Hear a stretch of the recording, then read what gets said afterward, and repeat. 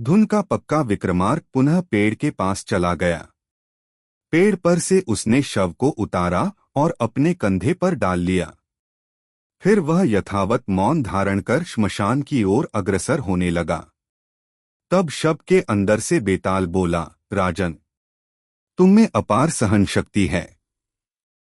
कठोर से कठोर परिश्रम कर सकते हो।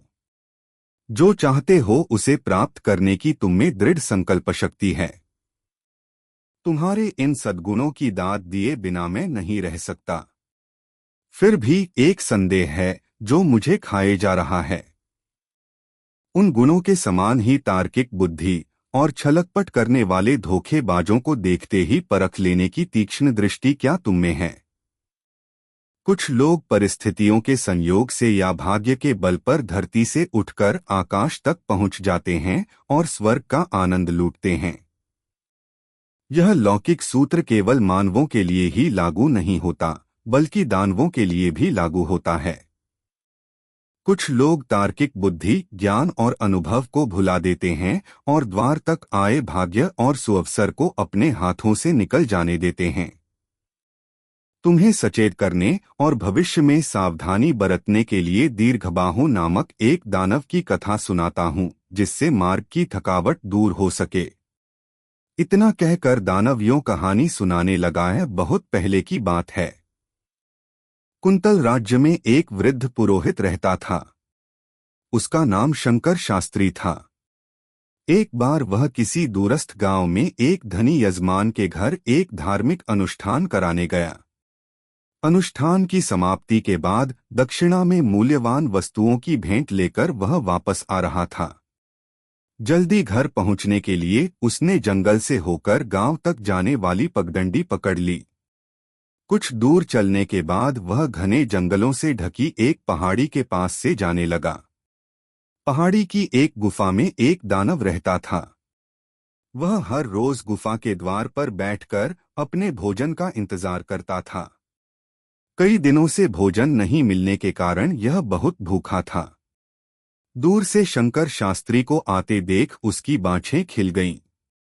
यद्यपि पगडंडी से उसकी गुफा काफी ऊंचाई पर थी, पर कोई बात नहीं। फिर भी उसने अपनी एक भुजा लंबी करके शंकर शास्त्री को उसकी कमर से दबोच लिया और अपने गुफा जैसे मुख के निकट लाकर कहा, अरे आज कैसा बेमजा खाना मिला, दुबला पतला बूढ़ा बेस्वाद। पर कोई बात नहीं, थोड़ी देर तक भूख मिटाने के लिए उतना बुरा भी नहीं। शंकर शास्त्री उसके पंजों में ऐसा लग रहा था जैसे किसी विशाल वृक्ष की शाखा से वह लटक रहा हो। उसकी दृष्टि जब नीचे पड़ी तो भय से कौंप गया। उसका खुला मुंह गुफा के समान लग रहा था और दांत बरछों के समान पैने थे। पुरोहित ने देखा कि दानव उसे तुरंत न मारकर कुछ बात कर रहा है, तो उसे जान बचाने की एक युक्ति सूझी। उसने सोचा कि यदि उसे प्रसन्न करने वाली कोई बात सुनाऊं तो शायद मुझे वह छोड़ दे। इसलिए उसने कहा, हे दानवेंद्र, आपको देखने मात्र से पता चल जाता है कि आप सर्वशक्तिमान हैं और अद्भुत अलौकिक शक्तियों के स्वामी हैं। आपने अपनी गुफा से ही बैठे बैठे अपनी लंबी भुजा बढ़ाकर रास्ते पर से मुझे उठा लिया। यह चमत्कार न तो मनुष्य कर सकता है न देवता। यह आप जैसे दानवेंद्र से ही संभव हो सकता है। दानव उस वृद्ध पुरोहित की बात से बहुत प्रसन्न हुआ और ठठाकर हंसा। उसकी हंसी से जंगल गूंज उठा। अरे जर्जर मानव जन्म से ही मेरे हाथ लंबे हैं, इसीलिए मेरा नाम दीर्घबाहु है। यह देख। इतना कहते हुए उसने अपने दूसरे हाथ को बढ़ाकर दूर के एक पेड़ की शाखा तोड़कर फेंक दी। शंकर शास्त्री का साहस थोड़ा और बढ़ा। उसने दानव को बहलाने की एक तरकीब सोच ली। उसने दानव को निडरता पूर्वक देखते हुए कहा, मैं तो वृद्ध हूँ और त्रिकालदर्शी ज्योतिषी होने के नाते मैं अपनी मृत्यु का समय भी जानता हूँ, जो कि शीघ्र आने वाला है। यदि मेरा क्षीण काय तुम्हारे किसी काम आ सके और उससे थोड़ी देर के लिए तुम्हारी भूख मिट सके तो यह हमारे लिए सौभाग्य की बात होगी। मुझे हजारों जन्मों का पुण्य फल मिलेगा। लेकिन मरने से पहले मैं चाहता हूं कि तुम मुझसे अपने जन्म का रहस्य जान लो। फिर मुझे आहार बना लेना। यह सुनकर दीर्घबाहु और प्रसन्न हुआ। उसने खुशी के मारे शंकर शास्त्री को जमीन पर रख दिया और कहा, अरे वाह, क्या मेरे जन्म का भी कोई रहस्य है? यदि है तो शीघ्र बताओ। उसकी बातों में बच्चों की सी उत्सुकता थी। शंकर शास्त्री ने महाज्ञानी और त्रिकालदर्शी का अभिनय करते हुए पहले उसके चेहरे को गौर से देखा, फिर आंखें बंद करके आकाश को निहारा। उसी मुद्रा में थोड़ी देर तक मौन रहने के बाद वह बोला, अपने पूर्व जन्म में 2 पीढ़ियों के पहले कुंतल राज्य के महाराजा शूरसिंह तुम ही थे। उस समय के तुम्हारे शासन के बारे में कितनी ही गाथाएं आज भी प्रसिद्ध हैं। उस समय तुम्हारी ख्याति और कीर्ति दूर दूर तक फैली हुई थी। एक क्रोधी ऋषि के शापवश तुम्हें राक्षस योनि में जन्म लेना पड़ा। अब इस गुफा में कठोर पाषाण ही तुम्हारी शैया और सिंहासन है। हिंसक पशुओं के समान नरभक्षण करते हो। कहाँ महान और कीर्तिवान महाराज शूरसिंह और कहाँ क्रूर और कठोर जीवन यापन करने वाला राक्षस दीर्घबाहु। तुम्हारी इस दुरावस्था को देखकर मुझे बहुत दुख हो रहा है। झूठी सहानुभूति प्रदर्शित करते हुए उसने अपने प्राण बचाने के लिए उसके मन में नरभक्षण के प्रति घृणा उत्पन्न करने का प्रयास किया। तुम्हें मेरे लिए दुखी होने की जरूरत नहीं है मनुष्य। मैं अपने महान अतीत के बारे में जान गया। यह क्या कम प्रसन्नता का विषय है। अब मेहरबानी करके मेरे भविष्य के बारे में भी बता दो कि इस शाप से मुक्ति का कोई उपाय है या नहीं, और कब तक हम इस योनि में पड़े रहेंगे? दानव ने पूछा। गंभीर बनकर सिर हिलाते हुए शंकर शास्त्री ने कहा, है, मुक्ति का मार्ग है। लेकिन जिस ऋषि ने तुम्हें शाप दिया है वे ही इससे मुक्त कर सकते हैं, और हमारी अंतर्दृष्टि बता रही है कि वे इस समय हिमालय में तपस्या कर रहे हैं। अतः तुम शाप से कभी नहीं मुक्त हो सकते। पर यदि तुम चाहो तो राक्षस के रूप में ही राजा अवश्य बन सकते हो। राजा हो जाओगे तो तुम्हारे सुखों का कभी अंत नहीं होगा। आहार के लिए गुफा के सामने बैठकर किसी प्राणी का इंतजार नहीं करना पड़ेगा। राजा बन जाने के बाद बेरोक-टोक मनपसंद भोजन मिला करेगा। छक कर मदिरा पान कर सकोगे।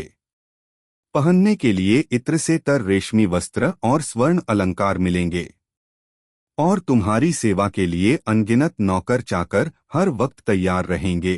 राक्षस के चंगुल से बचने के लिए बातों का एक और जाल उसने बुना। शंकर शास्त्री की बातें सुनकर दीर्घबाहु दिवास्वप्न में खो गया। उसे लगने लगा जैसे वह सचमुच राजा बन गया है। लेकिन राजा बन जाने के बावजूद सुख सुविधाओं में उसे आनंद नहीं आ रहा है। उसे बस एक ही चिंता थी, मनुष्य का भोजन। भोजन की याद आते ही उसका दिवा स्वप्न टूट गया। उसने पुरोहित से पूछा, और खाने के लिए क्या मिलेगा? मुझे तो कम से कम 3 मनुष्यों का भोजन प्रतिदिन चाहिए। मेरी प्रजा को तो मेरा यह काम बिल्कुल अच्छा नहीं लगेगा। इस समस्या का भी समाधान है। बात यह है कि राज्य की जनसंख्या इतनी बढ़ गई है कि लोगों के पास 2 जून खाने के लिए भोजन नहीं मिल रहा है। लोग भूख से तड़प कर मर रहे हैं। उन्हें तो भूखों मरना ही है, चाहे तुम उन्हें खाओ या न खाओ। तुम्हारे खाने से यदि वे मरते हैं तो तुम्हें जीवन मिलेगा और उन्हें सोद्देश्य मृत्यु मिलेगी। राज्य का लाभ यह होगा कि वहां की जनसंख्या नियंत्रित रहेगी। प्रजा समझेगी कि तुम जनसंख्या की समस्या का समाधान कर रहे हो। इसमें तुम्हारी प्रशंसा ही होगी। कोई तुम्हें दोषी नहीं ठहराएगा। शंकर शास्त्री ने अपनी तर्क बुद्धि से राक्षस में यह विश्वास भर दिया कि वह जो कुछ कह रहा है उसी की भलाई के लिए कह रहा है। लेकिन उस राजा का क्या होगा जो अभी राज्य कर रहा है? राक्षस के मन में फिर एक संदेह उठा। तुम इसकी चिंता मत करो और इसकी जिम्मेदारी मुझ पर छोड़ दो। यूं तो तुम्हारी शक्ति के सामने वह अपने आप ही घुटने टेक देगा। तुम उसे मार कर भी गद्दी पर बैठ सकते हो, किंतु मैं इसकी नौबत नहीं आने दूंगा। मैं ऐसी युक्ति करूंगा कि राजा स्वयं अपनी इच्छा से तुम्हें राजगद्दी सौंप देगा। बस तुम्हें सिर्फ मेरे साथ राजधानी तक चलना होगा। शंकर शास्त्री ने अपनी रक्षा के लिए अपनी बुद्धि के तरकश का आखिरी अमोघ बाण चला दिया और यह सचमुच काम कर गया। दानव इसके चकमे में आकर इसके साथ चलने को तैयार हो गया। शंकर शास्त्री चाहता था कि या तो राक्षस उसे जान बख्श दे या वह इसके साथ जंगल से बाहर तक जाने को तैयार हो जाए। राक्षस एक बार किसी को पकड़ ले तो वह कभी नहीं छोड़ता, इसलिए यह संभव नहीं था कि राक्षस उसे छोड़ दे। शंकर शास्त्री पंडित होने के नाते यह बात भली भांति जानता था, इसलिए राक्षस को किसी प्रकार जंगल से बाहर ले जाने के लिए वह अपनी वाक्चातुरी और तर्क बुद्धि के सारे पैंतरों का प्रयोग कर रहा था। उसकी अंतिम चाल में राक्षस इस प्रकार आ गया जैसे बहेलिये के जाल में कबूतर फंस जाते हैं। दोनों जंगल से बाहर निकलने के मार्ग पर चल पड़े। जब तक शंकर शास्त्री जंगल के अंदर चल रहा था, वह भयभीत होकर घबराई आंखों से इधर उधर देखता हुआ बड़ी सावधानी से आगे बढ़ रहा था। जंगल से जैसे ही वह बाहर आया, निडर होकर चलने लगा और निश्चिंत और बेपरवाह सा कुछ गुनगुनाने लगा। दानव को उसके इस व्यवहार पर आश्चर्य हुआ। राक्षस के इसका कारण पूछने पर शंकर शास्त्री ने मुस्कुराते हुए कहा, जंगल में सिंह, व्याघ्र आदि हिंसक पशुओं का बराबर भय बना रहता है। वे अचानक किसी भी दिशा से आ सकते हैं और आक्रमण कर सकते हैं, लेकिन वे जंगल की सीमा से बाहर नहीं आते। अब हम जंगल की सीमा को पार कर चुके हैं, इसीलिए मैं अब निर्भय हो गया हूँ। क्या जंगली पशु जंगल से बाहर नहीं आते? राक्षस ने बड़ी सरलता से प्रश्न किया। शंकर शास्त्री ने नीतिवाचक ज्ञानी की तरह मुस्कुराते हुए कहा, दानवेंद्र, मछलियां सहज रूप से जल में रहती हैं। मनुष्य सहज रूप से ग्राम और नगर में रहते हैं।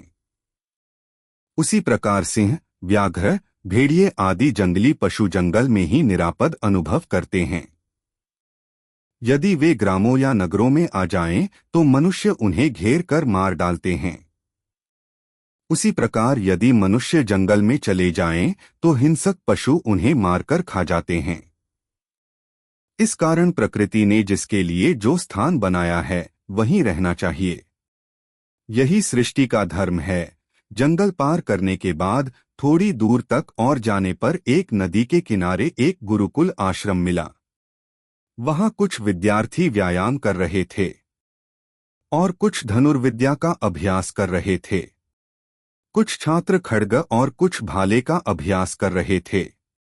दूर से एक ऊंचे आसन पर आसीन उनके गुरु प्रतिभ अपने शिष्यों के कौशल का प्रेक्षण कर रहे थे। दीर्घबाहु को यह दृश्य बहुत विचित्र और आश्चर्यजनक लगा। उसने जिज्ञासा प्रकट की, यह सब क्या हो रहा है? पंडित शंकर शास्त्री गुरु को अभिवादन करने के बाद बोला, यह गुरुकुल है, गुरु का विद्या आश्रम है। यहाँ गुरु की देखरेख में राज्य के प्रमुख व्यक्तियों के पुत्रों एवं राजकुमारों को शस्त्र और शास्त्र विद्या सिखाई जाती है। मातृदेवो भव, पितृदेवो भव और गुरु देवो भव हमारे आदर्श हैं। माता पिता के समान ही गुरु भी पूज्य है। अयोध्या, कोसल और अवंतीपुर के राजा इनके शिष्य हैं। यदि ये चाहें तो संसार पर राज्य कर सकते हैं। जब गुरु प्रतिभ राजा बनकर सब प्रकार का सुख भोग सकता है, तो फिर यह सन्यासी के समान दरिद्र जीवन क्यों व्यतीत कर रहा है? दीर्घबाहु ने आश्चर्य से पूछा। गुरु प्रतिभ गुरु हैं, ज्ञानी हैं, सब प्रकार की शस्त्र और शास्त्र विद्याओं के ज्ञाता हैं। इनका धर्म ज्ञान देना है, राज्य करना नहीं। ये अपने गुरु धर्म का पालन कर रहे हैं। शंकर शास्त्री ने आगे बढ़ते हुए कहा। थोड़ी देर रुककर आसमान की ओर देखते हुए उसने फिर कहा, सारा सृष्टि चक्र इसी धर्म पर टिका हुआ है।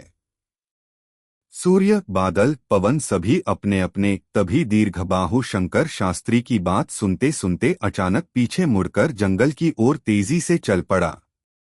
पंडित ने अपना वाक्य बीच में अधूरा छोड़ दिया और राक्षस को पुकारा, अरे दानवेंद्र, कहाँ जा रहे हो? वापस आओ। लेकिन वह देखते देखते आंखों से ओझल हो गया। बेताल ने विक्रमार्क को यह कहानी सुनाकर प्रश्न किया, राजन, दीर्घबाहु राजा बनने के उद्देश्य से जंगल छोड़कर शंकर शास्त्री के साथ राजधानी जा रहा था, लेकिन गुरु प्रतिभ के बारे में सुनकर जंगल में वापस क्यों चला गया? क्या उसे इस बात का डर था कि शस्त्र का अभ्यास करने वाले छात्र या उनके गुरु उसे मार डालेंगे, या उसे यह संदेह हो गया कि शंकर शास्त्री अपने प्राण की रक्षा के लिए उसके साथ छलकपट करके मार डालेगा? यदि यह सच है तो दीर्घबाहु उसे क्यों नहीं मारकर खा गया? किंतु उसने ऐसा नहीं किया।